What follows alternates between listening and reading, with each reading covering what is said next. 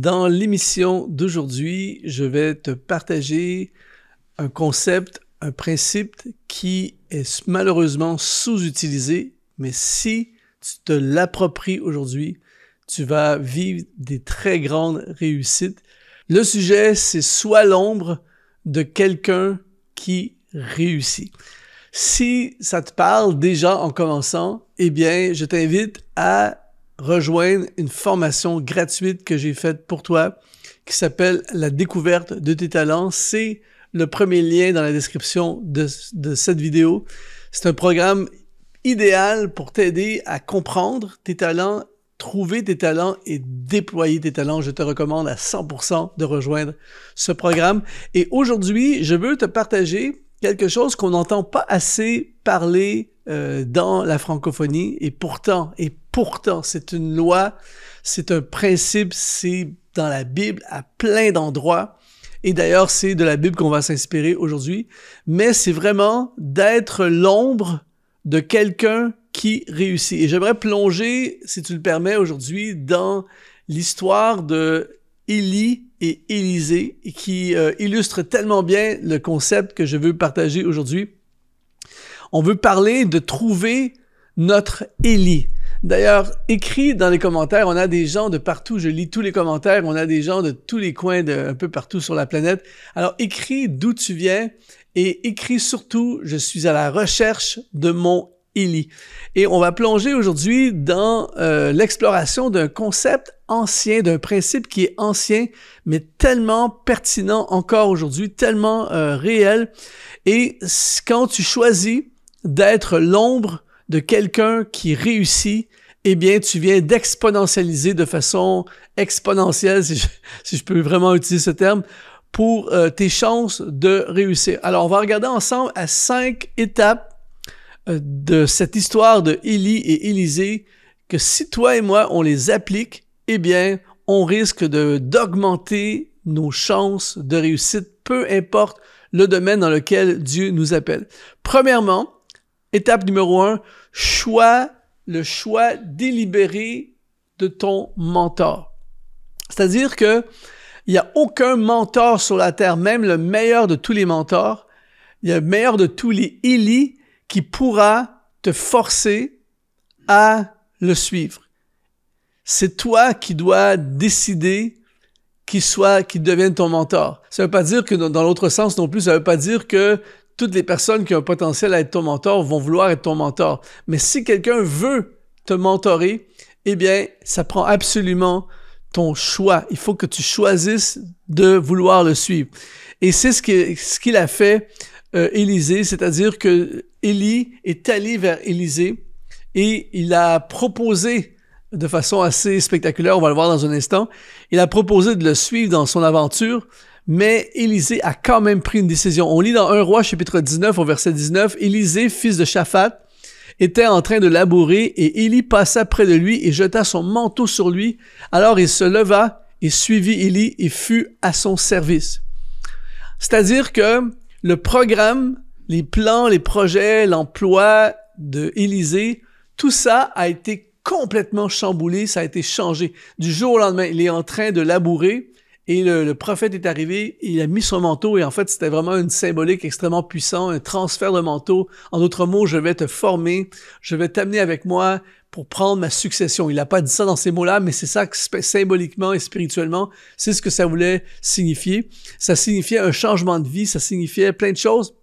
Mais imagine, tu as une opportunité incomparable, c'est-à-dire l'opportunité d'apprendre de l'un des meilleurs, c'est-à-dire le prophète Élie qui a marqué l'Ancien Testament. Il te propose littéralement de le suivre. Et Élisée a pris cette décision qui a changé sa vie pour toujours, et la décision, parce que pendant un certain temps, il va être dans l'ombre d'Élie. Élie n'a pas dit, voici maintenant, désormais, c'est toi la star, Élisée. Non, il est juste, viens me servir. Suis-moi et viens me servir. Et ça, c'est un principe de discipulat, c'est un principe de mentorat, c'est un principe extrêmement important.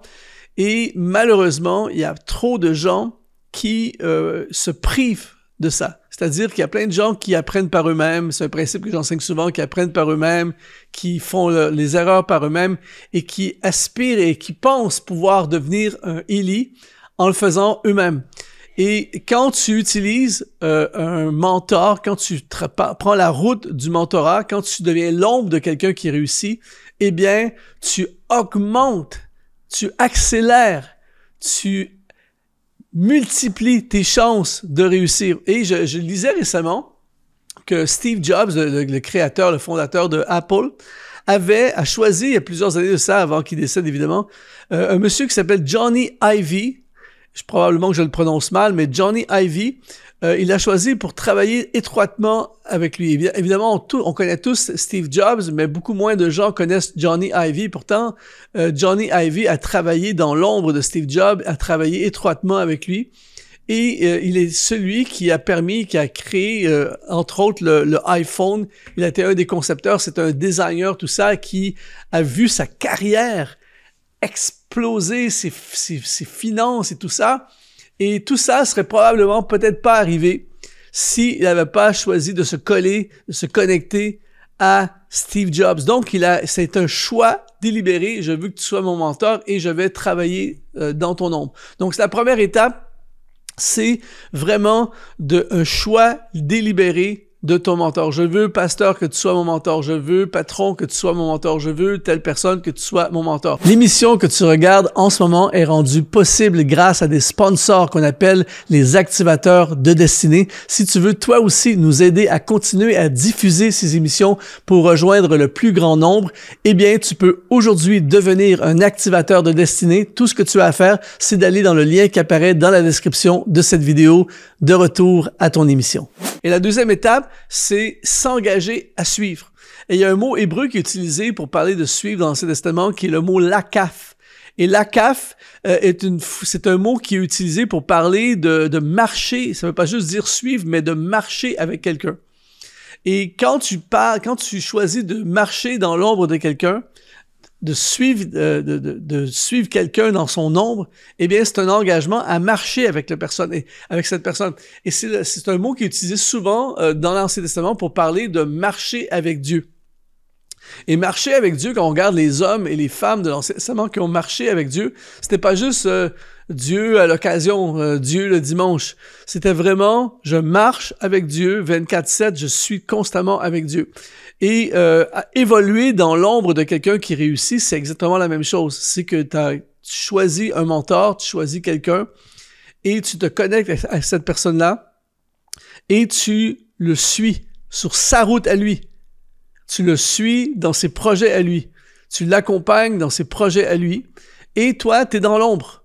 C'est une saison, et je ne sais pas combien de temps ça va durer, mais c'est une saison d'ombre. Mais dans cette saison d'ombre, alors que tu suis cette personne, eh bien, tu plantes des racines, tu apprends des choses, tu évites des choses et tu progresses dans plein de choses. On dit dans 2 Rois, chapitre 2, verset 2, « Élie dit à Élisée, reste ici, je te prie, car l'Éternel m'envoie jusqu'à Béthel. » Et Élisée répondit, « L'Éternel est vivant et ton âme est vivante, je ne te quitterai point. » C'est fort, ça, quand même.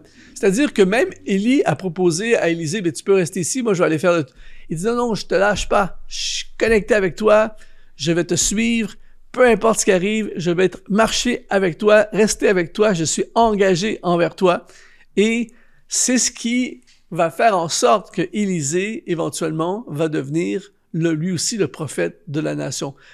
Marcher dans l'ombre de quelqu'un qui réussit. Je lisais aussi que on connaît évidemment, beaucoup de gens connaissent Warren Buffett, qui est un des plus grands investisseurs aux États-Unis, un homme célèbre aujourd'hui. Il y a un autre personnage qui est un peu moins connu, beaucoup moins connu, plus connu parce qu'il est décédé récemment, mais plus connu par la suite, mais un certain Charlie Munger. Charlie Munger est beaucoup moins connu que Warren Buffett, mais il y a plusieurs années, Charlie Munger a choisi de marcher dans l'ombre de Warren Buffett, de se connecter avec lui, de travailler avec lui, de construire avec lui. Et Charlie Munger, probablement qu'on n'aurait peut-être jamais entendu parler de lui, et pourtant Charlie Munger est devenu un homme ultra important dans l'organisation de Warren Buffett, qui est devenu lui aussi multimilliardaire, lui aussi de son côté, et qui a fait des choses incroyables parce qu'il a été dans l'ombre de Warren Buffett. Donc, la deuxième étape, choisir de suivre complètement la personne que Dieu place dans ta vie. Troisième étape, c'est apprendre par observation. Il y a un mot hébreu dans l'Ancien Testament qui est utilisé, c'est le mot ra'a. Et le mot ra'a signifie voir et signifie observer. Et je lisais récemment une étude justement sur le mentorat, la transmission et tout ça. Et c'est une vieille méthode, la méthode de l'observation. C'est pas un truc contemporain de récemment, qu'on a découvert récemment. Et c'est probablement le meilleur moyen de transmettre quelque chose à quelqu'un. C'est ra'a, c'est apprendre par l'observation directe. Et Élisée, en étant en contact avec Élie, et là on n'a pas tous les détails dans la parole de Dieu, mais ils ont mangé ensemble, ils ont marché ensemble, ils ont parlé ensemble, ils ont voyagé ensemble, ils ont vécu des choses ensemble. Et à chaque jour, quand tu es dans l'ombre de cette personne que Dieu a placée dans ta vie, ben à chaque jour, tu vois comment il se comporte, comment il réfléchit, comment il agit avec les gens, les décisions qu'il prend, les dilemmes et comment il gère son choix de décision. Il va, en cours de route, il va te dire pourquoi il fait ce qu'il fait. Et là, toi, tu as un accès à ça qui va te permettre de vivre une croissance. C'est la meilleure formation qui existe. Ce type d'apprentissage par observation est essentiel et extrêmement puissant. On lit, par exemple, dans 2 Rois, chapitre 2, au verset 11, « Comme il continuait à marcher en parlant, comme on l'a vu précédemment, voici un char de feu, une scène incroyable. Voici un char de feu et des chevaux de feu les séparèrent l'un de l'autre. Et Élie monta au ciel dans un tourbillon. Élisée regardait et criait, « Mon père, char d'Israël et sa cavalerie, et il ne le vit plus. » Élisée a littéralement vu Élie partir dans un char de feu.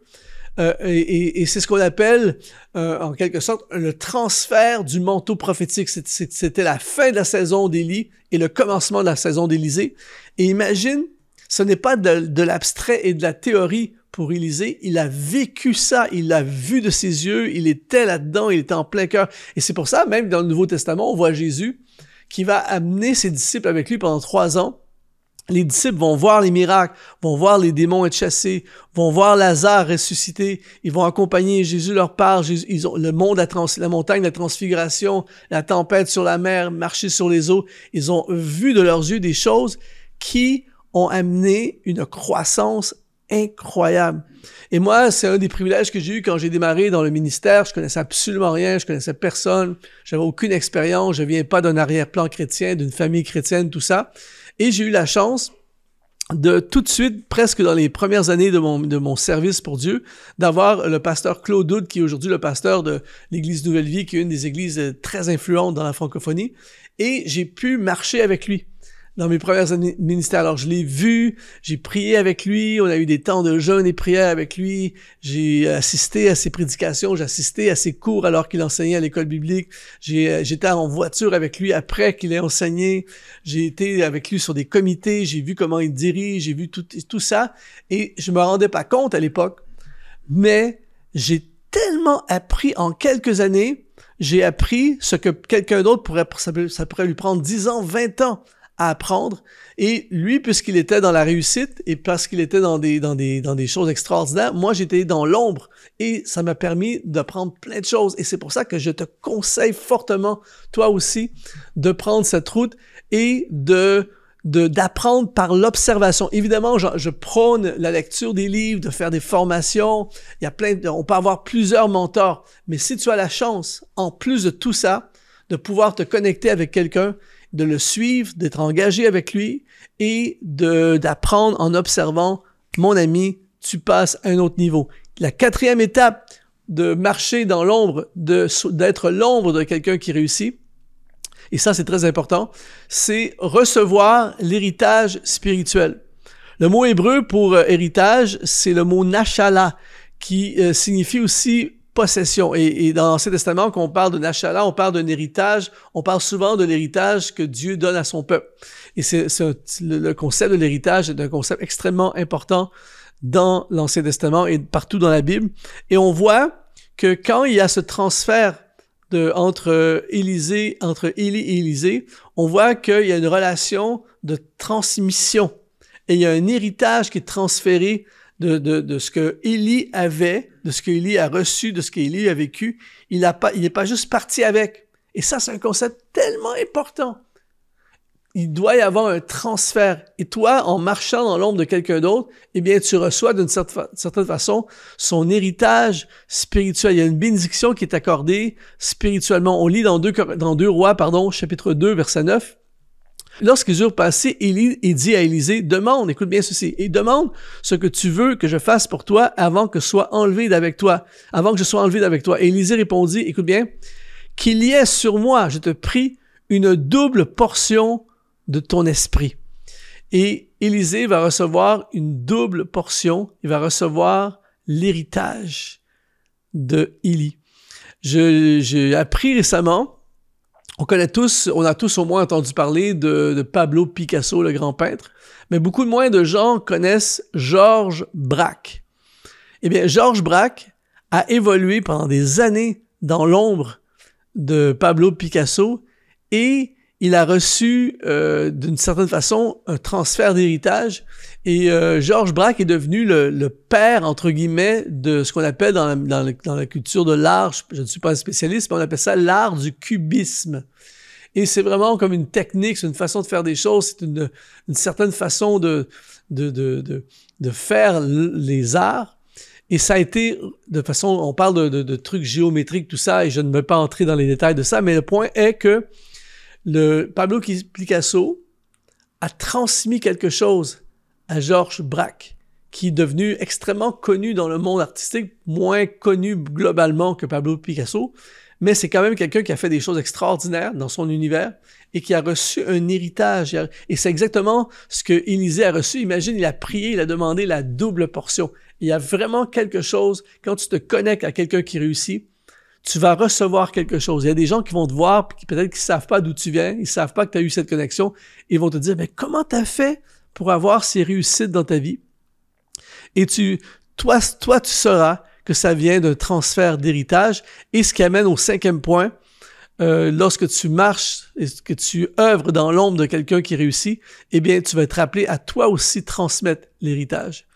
Et en fait, c'est ça que la Bible essaie de nous enseigner. C'est que il y a quelqu'un qui reçoit quelque chose, il le transmet à quelqu'un qui transmet, le principe du disciple dans le Nouveau Testament. Allez, faites de toutes les nations des disciples, c'est le même principe. Et le mot hébreu qui est utilisé pour transmettre l'héritage, c'est le mot léahavir.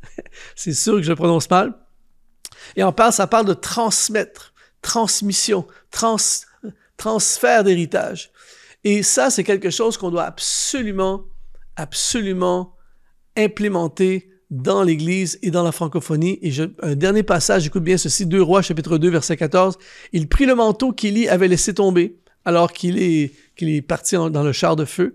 Il en frappa les eaux et elles se divisèrent en deux. Et Élisée passa. Les fils des prophètes qui étaient à Jéricho vis-à-vis, l'ayant vu, dirent, l'esprit d'Élie repose sur Élisée, transfert d'héritage. Et ils allèrent à sa rencontre et se prosternèrent devant lui en terre.